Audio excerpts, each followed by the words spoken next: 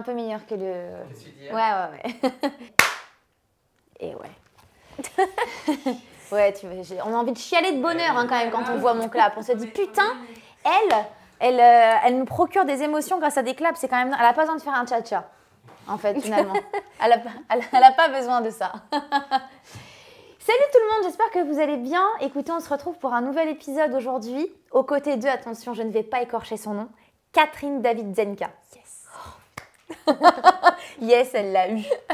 Je suis très contente de te recevoir dans mon podcast aujourd'hui. Bienvenue à la maison, parce qu'on est chez moi, hein, pour ceux qui nous rejoignent sur YouTube ou qui nous écoutent en podcast audio. On est vraiment chez moi, on tourne un podcast à la maison. Et on est dans la saison 3 d'Avec ou sans sucre. Je suis trop contente de t'avoir. J'avais déjà demandé à t'avoir la saison dernière dans Avec ou sans sucre. C'était très compliqué avec les plannings. Il faut savoir qu'on a le même agent d'image, tous les deux. C'est aussi, j'embrasse Thomas qui a réussi à nous faire le lien pour pouvoir t'avoir dans Avec ou sans sucre. Écoute Catherine, j'ai décidé cette année de laisser l'invité se présenter comme il ou elle aimerait qu'on puisse la présenter. Qui es-tu? C'est une vaste question. C'est une très faire ça aux gens. C'est terrible. Qui suis-je? Qui suis-je? Finalement, c'est le chemin d'une vie. C'est le truc qui part en vrille. Et ben, moi, c'est Catherine Davidzenka. Je suis comédienne, peintre, écrivaine, chanteuse. Enfin, je sais pas, je crois que je suis juste artiste. Point. Et voilà, mais c'est très dur comme exercice. Moi, je t'aurais présentée telle une artiste. Parce que c'est vrai que tu as plein de palettes, c'est le cas de le dire, parce qu'en plus tu es peintre, et on en parlera aussi tout à l'heure. Et tu as à ton actif une palette de personnalités aussi. Et c'est ça qui est trop chouette. Et j'ai vraiment hâte qu'on puisse discuter. Quand tu étais une petite fille, comment? Tu avais quel genre de caractère? J'étais un enfant facile, mais parce que j'observais beaucoup tout le monde. D'accord. J'étais assez calme, j'ai toujours préféré être avec les adultes qu'avec les enfants de mon âge, parce qu'ils ne m'intéressaient pas trop. Tu les trouvais un peu trop débiles? Non, pas débiles, mais c'est que ça ne m'intéressait pas. En fait, il n'y avait pas forcément de jugement sur la pensée ou sur... Voilà. C'est juste que c'est pas quelque chose qui me... Alors que les adultes, attention, ils parlaient de trucs que je ne comprenais pas forcément. Okay. Et j'aimais beaucoup observer les gens. En fait, j'ai appris plus tard que c'était un exercice de théâtre, mais j'aimais beaucoup observer les gens dans leur évolution, dans leur corps, voilà, et après, plus tard, les rejouer dans ma chambre. En fait, essayer de faire en sorte de faire comme parlait le copain de ma maman pendant le déjeuner, où je me cachais sous la table sans qu'il me voie, parce qu'évidemment, je n'avais pas le droit en fait, d'être là. Donc, la petite souris. Ouais, vachement comme ça, et du coup, beaucoup dans l'observation. Et voilà. Tu as toujours ce trait de caractère-là aujourd'hui? Je crois pas. Hein. Ça, c'est des choses... ça nous quitte pas. Hein. Donc, depuis toute petite, t'aimais te mettre en scène? T'as toujours aimé jouer des personnages? En fait, ça s'est fait un peu malgré moi. Enfin, dans le sens où c'était tellement... ça faisait tellement partie de mon quotidien, puisque mon papa jouait beaucoup avec moi, puisque c'est ma maman qui travaillait. Ok. Et c'est mon papa qui restait avec moi à la maison. Et quand il passait du temps avec moi, il mettait en scène toute ma chambre, en fait. C'est-à-dire que tout devenait un monde à part. Mais dans un extrême incroyable pour un enfant, en fait. Parce que c'était mon premier partenaire de jeu, en fait. C'est génial. Toutes les poupées, c'était des personnages à part entière. Il y avait des sagas, quoi. Il y avait des saisons dans le jeu où on ne pouvait pas reproduire la même chose parce qu'en fait, ça s'était déjà passé en fait et tout. Et sans le savoir, en fait, je jouais. Ouais. Mais je crois que ça m'a juste jamais quittée. Je suis juste un enfant qui a jamais arrêté de jouer. Ton papa aimait le jeu lui aussi? Il aurait aimé avoir une carrière là-dedans? Il a fait du théâtre quand il était plus jeune? Pas du tout. Non, ok. Non, pas du tout. C'est pas le profil. Enfin, je crois. Mais tu me diras si tu vois cette vidéo. On a hâte d'avoir un petit commentaire de ton papa. Mais je sais que c'est quelqu'un qui a toujours inventé des histoires. Ok. Que ce soit oral ou physique, du coup, avec toutes ces peluches, ces poupées, etc. Il avait toujours en fait la blague à dire, l'histoire à raconter, le vrai ou faux, hein, mais c'était constant, quoi. Tu gardes des bons souvenirs, j'ai l'impression, de ton enfance? C'était une belle période pour toi? Waouh. Oui, de mon enfance, ouais. Après, bon, comme dans toutes les familles, il y a des moments plus complexes que d'autres. Il y a des synergies qui se font ou qui se font pas. J'ai pas une enfance facile, mais j'ai eu des très bons moments comme des moments très compliqués. En fait. D'accord. Mais qui t'ont forgé, j'imagine, et qui font la femme que tu es aujourd'hui. Peut-être aussi l'artiste que tu es aujourd'hui. Oui. Ouais. Tu suis quel parcours scolaire? Alors, j'ai toujours été anticonformiste, sans le savoir, vraiment. C'est-à-dire qu'il y a des choses où j'aimais pas vraiment qu'on mette les gens dans des cases. Jamais. Et donc, ça faisait de moi, je crois, un truc un peu à part, un peu lunaire. Je m'habillais un peu vraiment comme j'avais envie. Je mettais des pantalons léopard avec des plateformes, des vestes en fourrure. Bon, évidemment. J'étais à 2 doigts de mettre un pantalon léopard, hein, je te le dis pour ton interview. J'étais à ça. Hein. Pour la j'ai prochaine, vraiment loupé quelque chose. Et je saurais que c'est pour moi. Ouais, exactement. mais du coup, ça m'a valu du harcèlement scolaire, pas mal de soucis. Mais ça m'a juste forcée en fait, à être encore plus moi-même parce que j'ai ce caractère de pousser encore plus le trait si tu me rentres dedans. Mais en fait, mon plus gros souci, c'est pour ça que je me bats vachement contre le harcèlement scolaire. Je fais énormément de choses. On a fait des interventions dans des écoles avec la ministre Elisabeth Moreno. Enfin, on a fait plein de choses parce que c'est une cause qui me tient à cœur, parce que ça peut autant te briser que faire de toi quelqu'un d'un peu intéressant. Mais moi, mon souci majeur, c'est que ça venait aussi un peu de la part des profs. C'est que moi, je traînais vachement avec les lycéens quand j'étais au collège.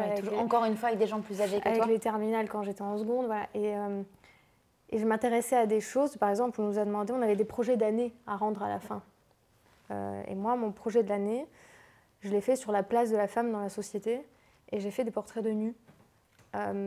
Pour représenter en fait, mais j'avais 15 ans quoi. Enfin, c'était déjà très élaboré pour peut-être une jeune demoiselle de 15 ans. Ça n'a pas été bien reçu du tout. C'est-à-dire que on m'a dit non mais en fait tu peux pas faire ça, on va te mettre dans la même pièce que le projet qui parle de porno. Je dis mais ça n'a rien à voir. Ah ouais, d'accord. Enfin, moi je suis en train de vous faire une étude sociologique sur la place de la femme, il existe toujours ce bouquin. Parce que je l'ai imprimé en version pour l'exposer. Quoi. Ah, génial, ok. Et je leur ai dit, mais en fait, si c'est comme ça, moi, je l'expose pas. Je m'en fous. Moi, j'ai fait mon travail. J'étais un peu insolente. Hein. Mais parce que j'aimais pas ce truc de vous inquiétez pas, vous n'êtes pas obligés d'être comme nous, mais soyez quand même dans nos limites. C'était un peu toujours comme ça. Donc, ça m'a un petit peu poussée à choisir mes matières. Il y a des choses que j'adorais, parce que c'était des gens que j'estimais aussi. Et puis, des matières où j'ai quand même eu mon bac S à l'époque. J'ai eu mon bac S avec mes matières littéraires. Ah, waouh! Ce qui est quand même très rare, parce que les coefficients... j'ai genre eu 2 en physique, 5 en maths, pour te dire, tu vois, à quel point... Mais t'as eu 20 en français, c'est pas possible. Mais j'avais eu 19 en français, 20 en espagnol. Ah ouais. C'est des choix, en fait, psychologiques, parce que eux, c'est des gens avec qui j'aimais travailler. Voilà, c'était un peu comme ça. Et les profs ne m'aidaient pas du tout, c'est-à-dire que j'ai eu des convocations dans les bureaux, fait mais Catherine, tu comprends pas, c'est pas bien pour toi ce que tu fais, t'es trop en avance, c'est dangereux, il y a des fous dans la rue, tu mets des talons, mais ça va pas. C'est tout mélangé là. Mais en fait, ils me sexualisaient quand même, alors que moi, je le voyais pas ça. C'est-à-dire que je mettais des jupes et des talons parce que ça me faisait plaisir et je me suis dit, mais en fait, a posteriori, beaucoup plus tard, je me suis dit, mais c'est quand même fou de sexualiser les filles dès 14 ans. Quoi. C'est un truc de dingue, c'est pas bien. Tu leur en veux à ces gens-là aujourd'hui? Pas du tout. Non, tu te dis juste qu'ils ont voulu te... Pas du tout. J'ai écrit des super tests, texte après derrière. D'accord. Donc non, pas du tout.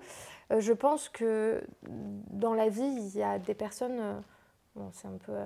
mais chacun son évolution, en fait. Et à chaque stade, chaque personne en fait n'évolue peut-être pas au même moment, de la même manière. C'est pas parce que tu as 40 balais que t'en sais plus qu'un gars par exemple qui a 20 ans mais qui a une vie un petit peu plus chargée. En fait, ça veut rien dire l'âge. Donc je me suis juste dit bon, c'est pas grave, ils sont pas finis ces gens-là, mais c'est pas dramatique. Tu avais déjà une belle conscience quand même quand tu étais jeune, une belle ouverture d'esprit.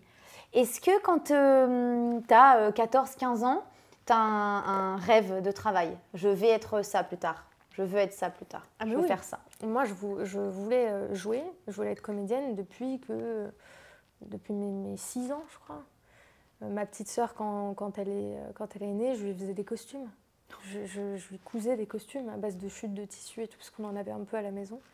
Et je faisais des décors, je découpais des décors en carton pour qu'on fasse un spectacle à mes parents. Je faisais apprendre des textes et tout, la pauvre, quoi. Je crois que elle, c'était pas son truc du tout. Et moi, dans ma tête, c'était super important. Donc, j'ai fait des petits courts-métrages avec elle et tout, machin, mais j'avais 10 ans, ça ressemblait à rien, évidemment. Mais c'était important pour moi sur le moment, quoi. C'est en toi depuis toujours, en fait, ton métier? Oui, mais on m'a jamais vraiment permis de le voir à la maison comme étant un travail. C'est-à-dire que moi, j'ai des parents de l'Est qui étaient forcément, il y a une mentalité un petit peu un vrai travail, c'est médecin, avocat, enfin voilà, le grand classique. Et après, quand mon papa est parti, ma mère s'est mise avec mon beau-père qui, lui, est d'origine iranienne. Et donc, en fait, les deux cultures mises ensemble va faire médecine, quoi. D'accord. C'est un peu ça le truc. C'est que, en fait, c'est très bien, c'est un hobby. Ton truc, et puis t'es doué, quoi. Genre, ils m'ont toujours dit que... Non, mais ils m'ont toujours dit que je valais quelque chose parce qu'ils me venaient me voir au théâtre. Mais c'est un hobby, quoi. Genre, tu peux pas être saltimbanque, c'est pas possible. Ouais. Voilà. Donc, j'ai fait médecine pour... Parce que plaisir? Non, parce que dans un sens, je me suis dit, mais si j'ai pas le droit d'être ça, j'ai quand même pas envie que toutes mes journées se ressemblent. Et alors, le travail que j'ai trouvé qui ressemblait le plus à cette mentalité, c'était je voulais être chirurgien dans l'armée. Voilà, je voulais sauver des vies sur le terrain. C'est génial. Non, mais... Et donc, ma mère, évidemment, elle m'a dit, mais ça va pas bien, tu vas faire médecine classique. Bon, donc du coup, j'ai fini par faire médecine. Pourquoi tu veux forcément faire quelque chose de différent? Prends un parcours plus simple. Je comprends en même temps, en tant que maman, oui. Je suis son premier enfant, enfin, elle m'a eu tôt, elle m'a eu à 22 ans, enfin, je comprends, ton enfant, il vient te voir et te dit, je vais être soit saltimbanque, soit peut-être mourir au front, et il te dit, mais t'es fou, arrête, quoi. C'est pas grave. Mais bon, donc je passe ma 2e année, et en fait, je me dis, mais je ne peux pas faire ça. T'es pas heureuse? Ça m'intéresse parce que on a à la fac, il y avait SP physique quantique, machin, c'était cool, hein, mais c'était intéressant, mais je voulais pas en faire mon taf, quoi. Ouais. C'était pas mon travail. Je voulais ça, c'était un hobby pour le coup. Ça aurait pu devenir ça un hobby. C'est ça. Et on inverse. Et donc, pendant que je faisais médecine, je passais un CAP de cuisine parce que je me faisais un peu. J'avais compris le principe, quoi. J'avais compris le système et je me suis dit bon. Et puis du jour au lendemain, je me suis dit, j'ai lu un bouquin. Cuisine, ok. C'est rigolo pour ce qui va t'arriver par la suite. Oui, c'est très drôle. C'est très drôle. Ouais. Mais j'ai lu un bouquin qui s'appelle Les 7 regrets des personnes en fin de vie. D'accord. Les 7, tu as dit? Les 7 regrets des personnes en fin de vie de Bronnie Ware. D'accord. Et je l'ai lu, j'avais 19 ans. Donc du coup, j'étais à la fac. Et toutes les incertitudes et toutes les choses que je foutais un petit peu sous le tapis pour faire plaisir, pour rassurer tout le monde, etc. C'est un petit peu sorti d'un coup parce que dans le bouquin, en fait, c'est une nana, donc une histoire vraie, donc d'une puéricultrice, d'une nana en gros qui fait le tour de l'Australie et en fait pour gagner sa vie pendant son road trip, elle accompagne les personnes jusqu'à leur mort. Oh wow, ok. Elle va écrire l'histoire et les regrets, les derniers regrets de ces 5 personnes, en fait, avant la fin de ce jour des frissons. On vous mettra le lien en cliquable sous la vidéo. Non, mais après, il faut s'accrocher. Faut s'accrocher, mais c'est pas une lecture... mais moi, ça m'a fait bifurquer d'un coup sec, quoi. Ah ouais, à ce point. Okay. Ouais. Parce qu'en fait, je me suis dit, mais jamais de ma vie, je veux me retrouver dans cette situation. Il faut savoir que moi, j'ai vécu une expérience de mort imminente aussi, parce que je dansais à la base. J'étais danseuse, je faisais de la comédie musicale et j'allais peut-être éventuellement passer pro, mais très jeune en fait. D'accord, ok, attends, trop bien, trop d'infos. Trop d'infos, super sympa. Alors, l'expérience de mort imminente, pas hyper sympa, mais danseuse. Ouais. Ok, quoi comme style de danse? Je faisais de la danse classique quand j'étais petite. Ok, trop cool. Le côté trop rigide, trop truc, m'a vite gavée. Ok. Et je suis passée à autre chose, donc j'ai fait de la comédie musicale pour l'expression de modern jazz, new style, etc. Et j'adorais ça en fait. C'était mon moyen d'expression sur le moment pendant mon enfance. Et donc j'ai continué, voilà, hip-hop, etc. Et j'avais 15 ans, je traverse la rue et je me suis fait éclater la tête par une voiture. Ouais. Parce qu'en fait, j'essaie de rattraper le bus pour aller voir ma meilleure copine qui était dans un autre lycée. On venait juste de se séparer, donc c'était un grand drame pour moi. J'ai absolument besoin de la revoir et tout.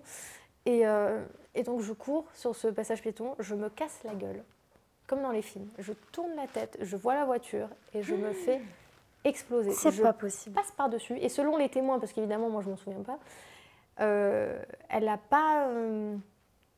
a du tout lâché en fait. Et comme c'était en pente, elle m'est repassée par-dessus. Mon Dieu. Ah oui, d'accord. Sur les jambes, quoi. Danseuse, jambes, bon. Mon Dieu. Donc, hôpital, je suis cliniquement morte pendant quelques instants. On m'a réanimée et tout, machin, dans l'ambulance. Ça n'a pas duré longtemps, hein, mais c'est quand même arrivé. Et je me souviens très, très bien de ce moment-là. J'étais vraiment gardée dans la tête. Et pour en revenir au bouquin, j'ai lu ça et je me suis dit, mais en fait, ça m'est déjà arrivé. Donc, et je me souviens qu'une des pensées que j'ai eu à ce moment-là, c'était « Oh, fais chier, putain, j'ai rien fait, quoi. Ouais. » Voilà, il s'est passé ça. En tant qu'ado, je me suis dit « Mais j'ai rien fini, j'ai rien commencé. Ouais, je suis jeune. » J'ai beaucoup vécu pour les autres. Et en fait, pour moi, j'ai rien suivi de ce qu'il y avait dans mon cœur, quoi, de ce qui... J'ai toujours été un peu une enfance sauvage, tu sais, un peu... Et voilà, et donc je me suis dit « Mais en fait, le jour... où je refais la bise à la mort comme ça, j'ai envie de pouvoir dire ouais, mais c'était cool. J'ai pas envie d'être dans le même scénario. Et donc, tout ça s'est activé dans mon cerveau d'un coup. Et je me suis dit, ok, j'arrête médecine. En fait, peut-être que je fais une grosse bourde, peut-être que je fais une très grosse erreur, mais ça sera mon erreur. Et tu vas vivre. Ça va être l'erreur que je vais assumer. Même si je ne fais que du service, parce que j'étais œnologue, enfin, j'étais en... caviste, apprenti caviste dans un resto à Paris pour gagner ma vie. Et je me suis dit, même si je ne fais que ça, en fait, après, derrière, ben, c'est pas grave, parce que j'aurais essayé et j'aurais vécu selon mes principes et je ferai ce que je veux, quand je veux, comme je veux. Et quitte à ce qu'on me traite d'égoïste, c'est pas très grave. Voilà. C'est bien aussi parfois de vivre pour soi et de penser à soi. C'est pas ça être égoïste pour moi. Non, mais c'est beaucoup le mental que la société t'impose. Bien sûr, mais est-ce que c'est le bon, est-ce que c'est le vrai? Non. Pour moi, non. Après, je ne suis pas psychologue, je ne suis pas sociologue. Je pense que chacun a sa vérité. Voilà. Et si toi, tu as trouvé la tienne, c'est ça finalement le plus dur dans la vie, j'ai l'impression, c'est de trouver sa voie et de trouver sa propre vérité. Donc, vient ce switch dans ta tête, tu te rends compte de plein de choses. Et là, tu te dis, ok, j'arrête tout ça et je veux vivre de ma passion. Qu'est-ce que tu fais pour ça alors? Tu passes des castings? Alors déjà, quand j'étais en médecine, bon, la danse, ça s'est arrêté du coup, parce qu'il y a trop de trucs en fait à raconter, du coup, je sais pas, c'est un peu fouillis. Mais j'ai été paralysée en fait pendant 3 mois, en siège, en fauteuil roulant, quoi. On t'a dit que peut-être tu tenais pas à marcher? Ouais, on m'a dit, mais en fait, on sait pas si c'est un œdème autour de la colonne ou si c'est mort. Et donc moi, je me suis dit, mais en fait, je priais tous les soirs de me dire, mais en fait, c'est pas grave si je danse plus jamais, alors que c'était vraiment mon truc, quoi. Mais en fait, laissez-moi marcher, quoi. Parce que ça, c'est... Mais comment on vit avec cette angoisse de se dire peut-être que je ne remarcherai plus jamais de ma vie? On survit? Bah, tu fais avec. De toute façon, j'étais brûlée au 3e degré de partout. J'avais la mâchoire dans un état catastrophique. C'était hyper compliqué comme moment. T'as mis combien de temps à te remettre de ça? Bien 3 mois, ouais. Un truc comme ça, je crois. Okay. Et j'ai guéri vite, en fait. Déjà, ils étaient choqués que j'ai rien de cassé. Il me reste une cicatrice là de tout ce drame. Wow. Donc je me suis dit, bon... Je m'en sors bien. Ouais, c'est clair. Donc voilà, et à la suite de ça, je suis partie vivre en Espagne, en échange scolaire, mais bon, j'étais dans un lycée hors contrat avec l'État. Et donc même les échanges, ils étaient un peu bancals dans l'orga, quoi. Donc je suis arrivée en Espagne, moi je pensais que je parlais super bien espagnol à l'époque, parce que j'étais la meilleure de ma classe. J'arrive et me parle, je comprends rien. Je dis, ouais, ça va être compliqué. Et en fait, j'ai atterri dans un petit village du sud de l'Espagne où j'habitais sur la plage, quoi. Et pareil, nouvelle expérience, j'ai monté des chevaux à cru, c'est incroyable. T'as eu combien de vies? Pas mal, je crois. Ouais. Mais c'est ce qui te fait après derrière aussi. Mais c'est ce que t'aimes, avoir plein de vie dans une seule vie? Non, je t'assure que j'ai pas fait exprès. Ok. Vraiment. Mais c'est comme ça vient en fait, tu choisis pas vraiment. Non, bien sûr. Et là-bas, il me semble que tu vas jouer aussi. Tu vas faire du théâtre en Espagne? Non, j'ai redansé. Tu redanses? Parce que... Ah, tu redanses? Avec une douleur. Je veux bien te croire. Je sais de quoi je parle. Je sais de quoi je parle. Je connais la danse, mais je me dis que comment as-tu fait J'avais les genoux en miettes. Remettre ton corps en action? Et pendant des années, c'était hyper dur, puisque j'avais des épanchements de synovie de fou. Enfin, c'était hyper douloureux, mais en fait, j'avais pas envie que ce soit vrai, je crois. Je faisais l'autruche. Ah ouais, tu as fait un vrai déni. Ouais, mais en fait, je sais pas, je pense que c'était plus de la lutte. Mais en fait, finalement, on m'a dit, après, à posteriori, le kiné et tout, mais en fait, heureusement que tu as fait ça, parce que c'est ce qui fait qu'aujourd'hui, tu as 0 séquelles. Et pour en revenir, du coup, à cet aspect-là, moi, j'ai toujours eu peur, après, de redanser, parce que tu perds tout. C'est super dur quand tu es doué, et qu'après, tu te retrouves devant une glace et tu es nul, quoi. Tu n'as plus de souplesse, tu n'arrives même plus à te coordonner, parce que je ne sais pas pourquoi, j'ai perdu la coordination aussi. Et même, tu vois, on m'avait proposé de faire le casting pour Dals. Ok. Et moi, je leur ai dit, mais en fait, j'ai peur, parce que vous me demandez de danser, il m'est arrivé tout ça. Je ne sais pas comment je vais le vivre. Peut-être que je veux bien, mais je flippe. Enfin, je crois que même juste le casting, c'était Est-ce que tu as peur étape, de te rendre compte que tu n'as plus les capacités que tu avais avant, mais ça ne veut pas dire que tu ne peux pas les retrouver? Mais je sais que je les ai plus. Mais est-ce que tu ne peux pas retrouver de nouvelles sensations qui pourraient te plaire? Si, mais je crois que ça, c'est une partie aussi de trauma, de peur d'avoir mal. Est-ce que c'est aussi de te replonger dans l'histoire? T'as peur un peu de ça aussi, peut-être? C'est pas une peur, c'est que c'est pas des moments... C'était pas hyper agréable. Ouais. Et donc, comme j'ai tellement d'autres moyens d'expression, ça va. Après, j'adore, je danse toujours un peu dans les bars quand je sors avec mes potes, quoi. Mais voilà, c'est toujours en moi, je sais que ça existe. Après, le faire et le montrer... bien sûr. C'est autre chose. C'est sûr que tu as d'autres moyens d'expression, parce qu'on parlait tout à l'heure en intro, tu es comédienne, on va bien sûr revenir sur ta carrière et sur Ici tout commence, qui a, je pense, changé le cours de ta vie. Tu es peintre aussi, on le disait tout à l'heure, on va y revenir aussi. Comment tu arrives dans Ici tout commence? Alors, je vais faire un petit aparté là-dessus. Ici tout commence, qui est une série qui est sur TF1, qui est arrivée il y a combien de temps maintenant? 5 ans? Non, plus. On entame la 5e année. Vous entamez la 5e année. Donc là, il y a 4 saisons, en fait. Ok. Ouais. Tu es là depuis le début. Oui. Depuis le début de la série, les gens peuvent t'admirer tous les soirs sur TF1. C'est un changement de vie quand même énorme d'arriver dans le salon des Français tous les soirs. J'ai plein de questions à te poser là-dessus. Tu joues une jeune femme qui s'appelle Hortense dans la série. Ma première question, c'est est-ce qu'on t'appelle plus Hortense dans la rue que Catherine? Au début, c'était vachement Hortense. Et maintenant, c'est Catherine. Et puis même parfois, c'est Mademoiselle Davidenka. Et alors là, je me dis waouh. Est-ce qu'on le dit bien? Ouais, la plupart du temps, ouais.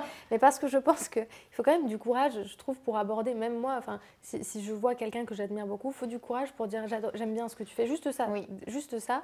C'est pour ça que j'estime toutes les personnes qui viennent me parler un peu comme ça, parce que ça demande un peu de... Ouais, faut... Et donc, il y a une recherche sur comment on le prononce, tu vois. Et à chaque fois, c'est quand même très méthodiquement bien fait, et j'apprécie beaucoup, parce que c'est quand même... c'est joli. On prend le temps de lire ton nom, qui est quand même conséquent, donc on n'a pas envie de l'écorcher. Est-ce que tu peux nous parler un peu d'Ici tout commence? Comment ça se déroule, le casting? Comment on t'appelle? C'est une nouvelle série qui est sur TF1, donc comment on te la pitch? Et est-ce que tu te dis tout de suite, pourquoi pas? Ou alors, laissez tomber, c'est vraiment pas fait pour moi? Alors, moi, mon agent, il m'a dit, le fais pas. Et moi, j'avais fait le Bureau des légendes, j'avais fait un petit bout dans un film, mais je me disais, et pourquoi non en fait? Pourquoi pas? Parce que je ne suis pas calculatrice dans le côté carrière, machin et tout. Moi, ce qui m'intéressait, c'est de voir ce que je pouvais apporter là, en fait. Ton agent ne voulait pas que tu le fasses parce que pour lui, c'était mal vu d'être sur une quotidienne de TF1? Mais parce qu'il y a encore... Non, c'est qu'en fait... Moins maintenant, mais avant, en fait, en 4 ans, il y a quand même beaucoup de choses qui ont évolué. Parce que maintenant, il y a plein d'acteurs de ciné qui font de la télé, etc. En fait, c'est très, très mélangé. En fait, Amazon et toutes les plateformes ont beaucoup changé les choses. Mais c'était des mondes très distincts avant, ça que tu veux oui, dire ? et en fait, moi, j'ai jamais compris. En fait, on fait tous le même taf. C'est juste que la rythmo n'est pas la même.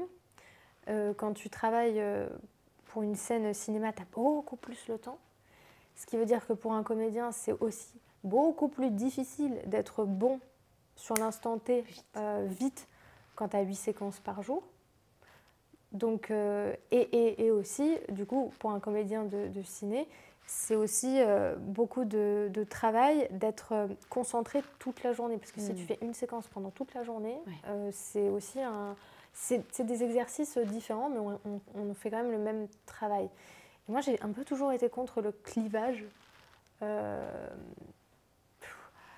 Même entre... Enfin, on m'a dit, mais Catherine, attention, parle pas trop avec les gens, etc. Après, on va penser que tu fais l'influenceuse et tout. Je fais, mais non, j'aime leur parler parce qu'ils me parlent et parce qu'ils sont intéressants. Et puis, je travaille pour eux, en fait. Moi, je travaille pour les gens. Même avant de travailler pour des prods, des réals et tout, je travaille pour des gens. Je suis quoi, moi, sans eux ? Rien du tout. Donc voilà, moi, je lui ai dit, mais si, en fait, je vais le faire parce que j'ai envie, en fait, voilà. Et tu suis ton instinct et tu suis ton cœur. Et puis après, bam, Covid, on est les seuls à travailler. Je me suis dit, bah, heureusement que j'ai fait ça, quand même. Toi, alors, j'ai l'impression quand même qu'il y a une bonne étoile au-dessus de toi. Est-ce que tu n'es pas dirigée par certains anges ? On va le voir après avec l'oracle des gens, parce que tu vas tirer une petite carte. Mais du coup, tu passes le casting d'ici tout commence. Ça se passe comment, le casting ? Qu'est-ce qu'on te demande de faire ? Alors, au tout début, mon perso s'appelait même pas Hortense. Okay. Il s'appelait Billy. Ça devait être Billy Elliot, mais après, c'était peut-être un peu trop Billy Elliot. Donc, du coup, ça s'est transformé en Hortense. Mais en fait, on a passé, donc le casting de la première saison, a passé des essais pour à peu près tous les rôles. D'accord, ok. C'est-à-dire que moi, j'ai joué Salomé. On a joué un peu tout le monde avant d'être finalement avoir quelque chose d'attribué, en fait. Et alors moi, ce perso, il n'avait pas trop de description. À la base des bases, c'était une nana très BCBG, j'avais pas trop plus d'infos, mais qui avait un langage super cru et qui parlait de choses sans filtre. Donc ça, c'est la base d'elle, en fait. Oui. Et tout le reste n'existait pas. Tu as créé ton propre personnage ? Oui, parce que... En fait, je trouve que la compo à la télé française... Bon, maintenant, il y en a. Enfin, il y a HPI et tout machin. Mais encore une fois, en 4 ans, il y a beaucoup de choses qui ont évolué. Et c'est pour ça que je suis hyper reconnaissante aussi à la chaîne et aux auteurs de m'avoir fait confiance parce que ça se faisait pas, les compos à la télé. Faire un truc, bosser à l'américaine, créer un truc de A à Z, changer sa voix, choper des mimiques, etc., qui ne sont pas les tiennes et qu'on te dise ouais, pourquoi pas. Bah déjà, c'était énorme, mais j'ai pas passé le casting comme ça exactement. C'est-à-dire que c'est quelque chose que j'ai trouvé après quand on m'a dit oui, allô, en fait, dans 3 jours, t'es prise, il faut que tu sois sur le plateau pour les stages, parce qu'on avait des stages au début de formation pour la cuisine. Ah, mais vu que toi, tu avais passé un CAP cuisine... Moi, j'étais bien. Il s'est passé quand même... Toi, tu avais une petite longueur d'avance quand même. J'étais bien, mais en même temps, je suis quand même la première personne à m'être coupé le doigt sur la première séquence. Donc, j'ai envie de te dire, ça ne va rien dire. Hein, bon, comme quoi, voilà. Une catastrophe. Donc, on t'appelle, on te dit, tu vas jouer le rôle d'Hortense. Peut-être qu'on l'appelle pas Hortense tout de suite, mais en tout cas, un personnage qui peut venir Hortense. Ok, c'est Hortense. Tu te rends compte ou pas dans quelle aventure tu t'es embarquée ? Non, parce que moi, quand on me dit... comment on dit déjà quand c'est... tu sais, la petite sœur du... Un spin-off ? Voilà. Moi, spin-off, je ne savais pas ce que ça voulait dire. Moi, j'ai 21 ans. Spin-off... Donc, en fait, oui, donc c'est le spin-off de Demain nous appartient. En gros, c'est l'histoire dans l'histoire. Voilà. De Demain nous appartient, qui était une série qui existait moi, déjà depuis quelques années sur TF1. J'ai pas la télé, je la regarde pas. Ouais. Je suis dans une troupe de théâtre aussi à côté. J'ai fait des petits projets avant. J'avais eu des étoiles plein les yeux déjà, parce que j'ai fait donc, le Bureau des légendes. Il y a quand même Mathieu Kassovitz, puis Jacques Audiard. Enfin bon, voilà. En tant que gamine, j'étais waouh, c'est fou. Mais là, ça a aussi... c'est l'ampleur en fait du plateau qui a été incroyable, parce qu'on nous a fait une visite du château en groupe. Donc c'est la première fois qu'on découvrait les gens avec lesquels on allait travailler. Pour la plupart, personne n'avait vraiment d'expérience longue et significative à part quelques-uns. Et on s'est retrouvés embarqués dans un truc, et je crois que personne n'a vraiment compris ce que ça allait être en fait. On n'était pas hyper conscients. Vous n'étiez pas hyper prêts au succès qui vous attendait? Toute la suite, non, j'étais pas prête du tout. J'étais pas prête du tout. Parce que moi, j'étais très dans mon idée de créer un personnage qui va faire plaisir au public. C'est un peu mon but dans ma tête. Je voulais créer quelque chose qui laisserait peut-être une petite trace dans le cœur des personnes. Je crois que c'est réussi. Ton personnage a quand même marque encore les esprits. Hortense, les lunettes. Alors moi, ça fait longtemps que j'ai pas regardé. C'est mes vraies lunettes en plus. C'est pas vrai, génial. C'est mes lunettes que j'avais en médecine pour de vrai, quoi. Ça fait longtemps que j'ai pas regardé, je l'avoue, Ici tout commence. Donc moi, j'ai ce souvenir d'une jeune fille hyper pétillante, dynamique, qui parfois fait des gaffes dans ce qu'elle dit, mais qui est tellement vraie et qui ouvre son cœur qu'on a envie que ce soit notre amie. En tout cas, quand on la regarde, on se dit, en fait, on veut trop une Hortense dans notre groupe de copines. Les grosses lunettes, la petite voix un petit peu, une petite pile électrique et en même temps un soleil. Ouais. Voilà, c'est vraiment le personnage, et donc très touchante, très attachante. Et vous entamez la 5e saison, tu es toujours là. Il y a quand même beaucoup de gens qui sont partis de la série. Il y en a d'autres qui sont évidemment arrivés. Vous faites des trucs de dingue, vous faites des conférences chez TF1, vous présentez les personnages, il y a des gens qui viennent voir les premiers épisodes en avant-première. Vous êtes... ça fait longtemps, je trouve, qu'on n'a pas vu ça en télévision. Ouais, c'est vrai. Mais même encore aujourd'hui, moi, ça me dépasse un peu, beaucoup. Et ce qui me dépasse, c'est surtout la vie au quotidien. Enfin, ce qui est devenu ma vie au quotidien, moi, mon but, ça n'a jamais été d'être reconnue. Je voulais juste faire plaisir aux gens, en fait. Donc, il y a eu ce truc où tout est arrivé d'un coup sec. J'avais 1000 personnes sur Instagram, enfin, à la base, quand je suis arrivée. Donc, et c'était mes potes. Donc, comment tu l'as vécu, justement, tout ça, quand on n'est pas prêt à ça? D'ailleurs, je ne sais pas si un jour on est prêt à ça, mais quand on s'y attend même pas. T'as eu peur? Au début, non, parce que je crois que je ne me rendais pas compte d'à quel point ça allait aller plus loin, en fait. Okay. C'est-à-dire qu'au début, ça me faisait plaisir. J'aimais bien croiser des gens qui me disaient on a adoré cette scène, voilà. Et puis j'adore toujours, en fait, croiser des personnes qui sont bienveillantes. Mais après, derrière, je ne sais pas, en fait, si je suis la seule à vivre ça ou pas, mais j'ai eu des épisodes extrêmement compliqués que j'ai pas du tout...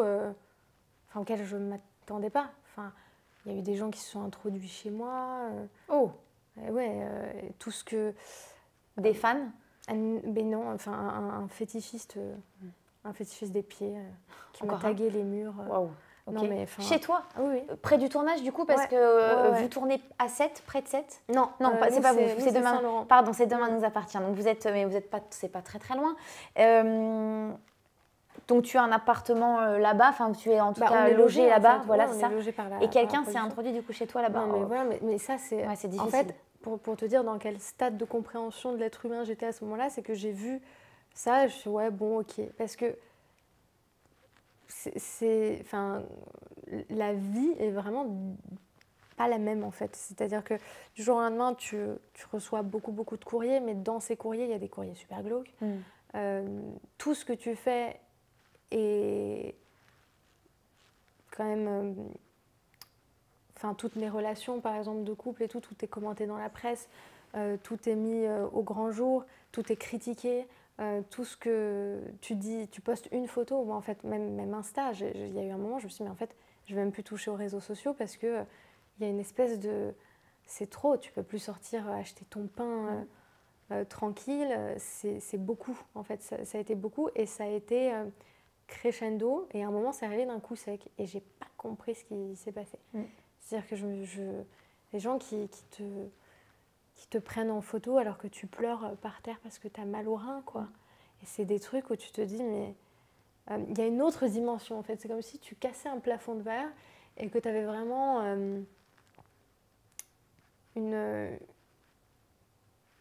tu découvrais une autre facette de l'humanité qui n'est pas forcément toujours la plus jolie, quoi. L'anonymat te manque? Un peu, ouais. Normal. Ouais, mais... Même si t'aimes ce que tu fais, j'en doute pas, c'est important qu'on le dise. Et je me doute que tu es très heureuse, qu'il y a des gens qui sont très bienveillants avec toi. Bien sûr. Je pense que tu as le droit de dire que oui, on n'est pas toujours de bonne humeur, parfois on a des soucis comme tout le monde.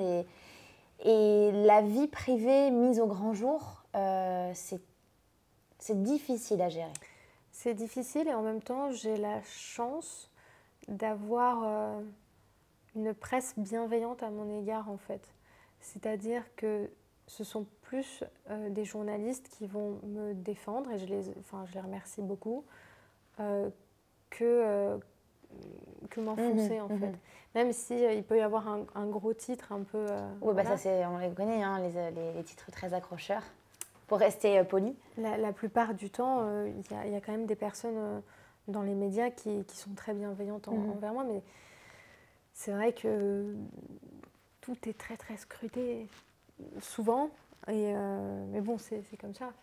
Ça reste quand même ta vie privée qui est épiée, c'est pas si simple à admettre. Oui, mais après, je crois que même ça, je me suis habituée. Je trouve que maintenant, ça fait partie de ma vie, et puis peut-être qu'un jour, plus personne parlera de moi, et c'est comme ça. Si on revient un petit peu du coup sur Ici tout commence, c'est quoi une journée est-ce qu'il y a une journée type? Non. Voilà, j'allais dire, et si oui, est-ce que tu peux nous expliquer? C'est ça en fait, ce qui est chouette, et je crois que c'est une des raisons pour lesquelles j'ai fait 4 saisons, c'est parce qu'il n'y a pas de journée type. Parce qu'on peut très bien avoir une seule scène à faire, donc une seule séquence à faire, ou 8, ou passer 3 semaines à faire 8 séquences par jour et être au bout, mais être heureux de le faire parce qu'on le fait pour le public. Voilà. Donc c'est pas... Tu t'ennuies pas, c'est pas redondant. Non. Mais si c'était redondant, j'y serais plus. Ok. Parce que je suis très comme ça. Si je me lasse, je suis plus là. Alors quand tu n'es pas sur Ici tout commence, tu fais plein d'autres choses dans la vie.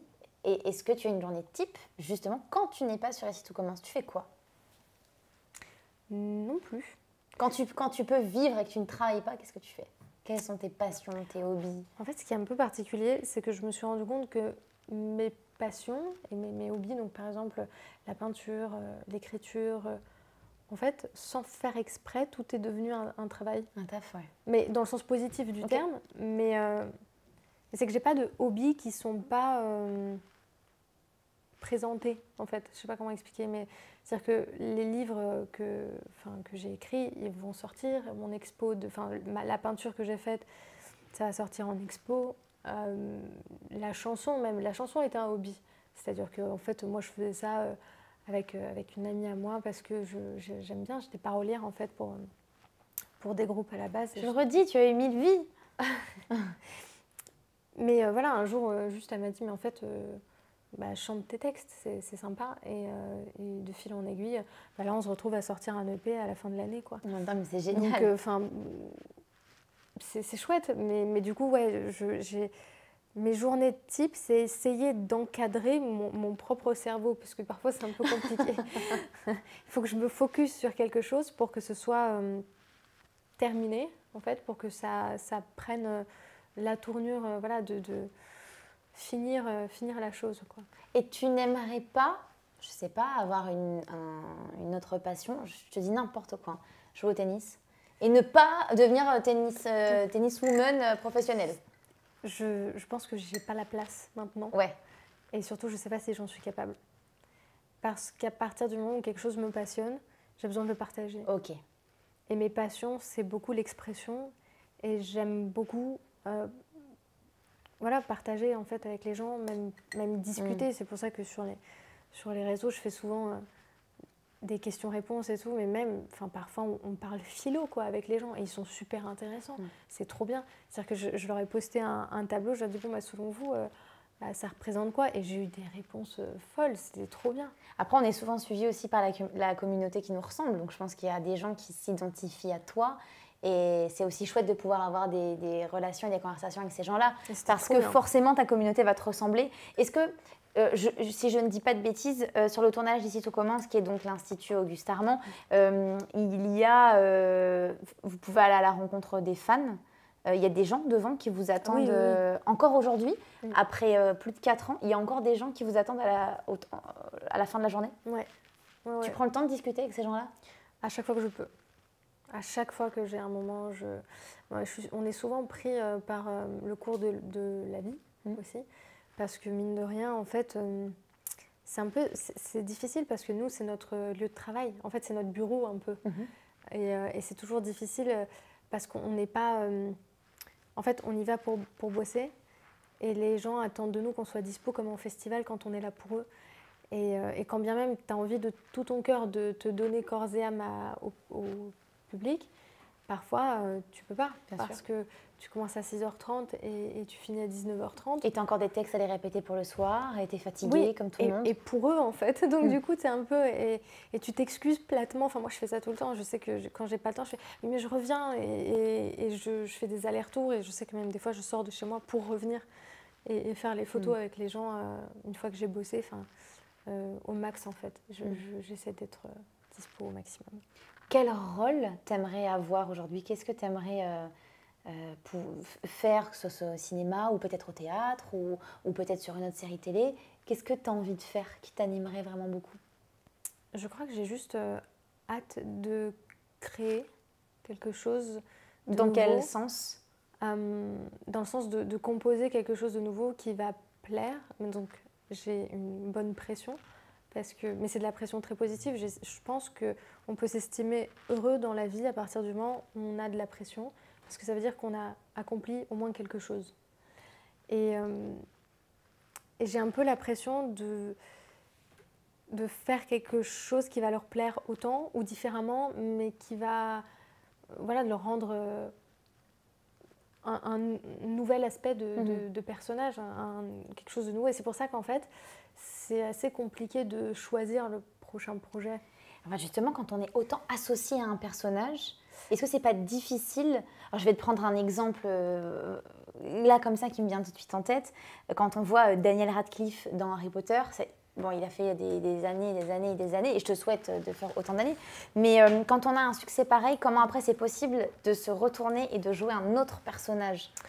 Oui, mais on peut retourner ça aussi. Par exemple, Margot Robbie, qui était hyper associée à Harley Quinn, mais en fait, elle passe dans un autre rôle et c'est super crédible et on ne voit plus du tout le perso. Enfin, je trouve qu'on a vraiment possibilité. Moi, quand je vais en casting, on ne me reconnaît même pas, de base. Parce que c'est tellement... je me souviens, j'ai passé des essais longs. En fait, c'était un casting long et c'était génial. J'ai fait un callback, c'était vraiment cool comme moment. Et en fait, on m'a dit alors, est-ce que vous avez déjà fait quelque chose, etc. Et en fait, la vibe des essais, c'était fallait pas avoir beaucoup joué parce qu'en fait, ils voulaient du supranaturel. D'accord. Moi, je l'ai rien, je fais non. T'en pas reconnu? Moi, je fais un peu de théâtre, puis c'est tout. Ok. Mais parce que les castings, on y va démaquiller. Avec la tenue adaptée, enfin moi en tout cas au rôle que tu es censée jouer, ou du moins ce qu'on en voit, interprétation perso, quoi, mais parfois on se gourre complet, hein, mais voilà. Et voilà, donc en fait non, j'ai pas de problème. On m'a proposé faire des films d'auteur, enfin j'ai pas de problème en fait avec ce personnage parce que c'est tellement une compo que du coup ça en devient une je sais pas, c'est un travail, quoi. C'est quelque chose où ils ont plus tendance à se dire que si j'ai réussi à faire ça, c'est-à-dire que je peux créer autre chose d'aussi fort, mais ça veut aussi dire qu'il faut trouver le projet où j'aurai la place de le faire, en fait. Voilà. Est-ce que tu te sens, est-ce que c'est possible, je ne connais pas assez ce métier pour le dire, de jouer les deux en même temps, ou est-ce que malheureusement un jour tu devras partir, laisser Hortense de la série, et pour pouvoir jouer un autre personnage, ou tu penses qu'il est possible d'avoir les deux? Ah non, c'est complètement possible de jouer même deux si c'est deux séries distinctes. Je crois qu'on est tous un peu fous. Et moi, perso, plus j'incarne de choses, et mieux je me sens, en fait. Donc, C'est pas impossible. Non, j'ai fait un petit... j'ai fait un autre projet là, avec Béatrice Dalle, mais pour le coup, j'y suis surtout allée pour elle, j'avoue, la patronne, quoi. Parce que Bah oui, enfin, il n'y a même pas besoin de parce que. J'ai pas de... En fait, voilà, j'explique pas. T'as pas besoin, t'inquiète. Et voilà, mais en fait, après, à côté, pour avoir quelque chose... je prends le temps, en fait. Je prends le temps. J'ai refusé des choses. J'ai envie d'avoir le rôle et les personnes aussi, l'équipe qui va oser. En fait, j'ai besoin de ça. J'ai besoin d'une équipe qui n'a pas peur. J'ai besoin d'une équipe aussi autour qui a envie de créer des trucs nouveaux. J'ai quelque chose d'un peu d'audacieux. Voilà. Tu as besoin de travailler dans un cocon de confiance aussi? Pas forcément, je suis assez malléable. J'ai pas trop de... Moi, à partir du moment où j'ai travaillé quelque chose et que un réal me demande l'opposé, je dis bah d'accord, enfin il n'y a pas de souci. Je m'adapte assez facilement en fait. Et j'ai pas besoin d'être confortable pour bien faire mon taf. J'ai jamais évolué dans un milieu trop confort, donc je crois que ça me pose pas de problème grâce à ça aussi. Là, qu'est-ce qu'on peut te souhaiter pour la suite? De continuer à vivre pleinement. Tout s'est presque arrêté pour toi, donc effectivement, toi, tu as cette notion de... Non, mais c'est que, en fait, la carrière, c'est une chose, la vie de famille, c'est encore autre chose, mais je trouve que le plus important, c'est de réussir à garder son socle et sa balance intérieure, en fait. D'avoir vraiment le pour, le contre, et de toujours... En fait, c'est important de faire ce qu'on veut, quand on veut et comme on veut. Alors attends, regarde, on va se faire un petit truc qui est hyper sympa et je sais que vous l'adorez, vous aussi à la maison. J'aimerais bien pouvoir tirer les cartes pour vous, mais ce n'est pas possible.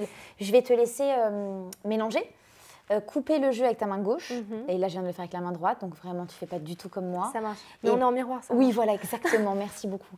Et puis, tu choisiras la carte qui est en dessous. Alors, quand tu mélanges, pense à une situation, à quelqu'un, une question que tu te poses.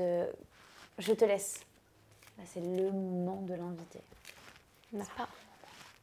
Alors, on va faire de l'ASMR. Main gauche. Main gauche, botte main gauche. Voilà, et je te laisse. Est-ce que tu peux nous lire, par contre, la carte du dessus, s'il te plaît? Pourquoi? C'est quoi la carte du dessus? C'est un message des anges. Ah, d'accord. Archange Uriel. Une magnifique transformation spirituelle s'opère en ce moment dans ta vie et dans ton monde. C'est l'union du ciel et de la terre, de l'esprit et de la matière. Le cœur et l'esprit s'unissent dans un équilibre harmonieux. Je pense que cette carte, tout le monde ne peut pas la tirer, tout le monde ne peut pas la comprendre. Et je peux me permettre? Bien sûr. Attends. Une magnifique transformation spirituelle s'opère en ce moment dans ta vie et dans ton monde. Dans ton monde. J'ai l'impression que tu évolues dans ton monde. Que tu es... non, mais que tu es complètement OK pour te créer ton propre univers. Et je trouve ça vraiment formidable d'avoir des gens qui se créent leur propre... En fait, tu te crées ta propre vie. Et c'est pas si simple aujourd'hui. Et c'est unique ce que tu es en train de créer. Et aujourd'hui, on est dans une société, et c'est pas un jugement, c'est une constatation, où on veut ressembler à un tel, où on veut faire comme un tel, où on est dans une société où on suit les pas d'eux, ce qui n'est pas négatif. Mais toi, j'ai quand même l'impression que tu es vraiment dans ton univers, dans ton monde, dans ton personnage. Tu crées tes propres choses, tu es artiste. En fait, je pense que ça rassure beaucoup les gens de comparer les gens à d'autres gens. Bien sûr. Parce que je pense qu'on m'a comparé à je ne sais combien de comédiennes sur les photos, etc., des trucs qui reviennent tout le temps. Et je me dis, mais en fait, quelque part, ça doit être rassurant. Et pour eux, parce qu'il y a des personnes qui n'ont pas encore... Mais c'est ce que je parlais, c'est ce dont je parlais tout à l'heure par rapport à l'évolution. C'est-à-dire que chacun son rythme, et c'est très bien comme ça. Mais en tout cas, toi, comme le dit la carte, le cœur et l'esprit s'unissent dans un équilibre harmonieux. Cette carte te va merveilleusement bien. Pour terminer dans Avec ou sans sucre, on fait toujours notre petite photo Paula, bien sûr. Je sais que vous l'attendez et vous attendez tous de voir. Alors attendez, on va faire un truc spécial dans cet épisode. Regardez la personne qui prend la photo. Regarde, c'est lui. On vous mettra son compte Instagram si vous le souhaitez. Merci beaucoup.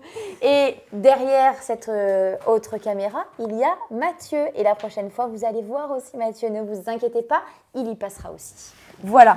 Allez, nous, on se fait notre petite photo que pour nous, notre souvenir. 3, 2, 1. Merci beaucoup. Merci. On veut voir la photo, la sublime photo. Trop bien, merci. C'est vraiment mes photos préférées, les photos Paula. Catherine, merci d'avoir pris du temps pour nous, d'avoir pris du temps pour nous expliquer et retracer un petit peu ta vie avec nous. C'était un vrai plaisir de t'accueillir dans cette saison d'Avec ou sans sucre. On vous mettra tous les liens dont on a parlé en cliquable sous la vidéo. Et au plaisir de te recroiser sur un plateau télé ou autour d'un café. Merci Vraiment. à toi. Merci beaucoup. On se retrouve évidemment la semaine prochaine pour une nouvelle vidéo. Ciao, ciao.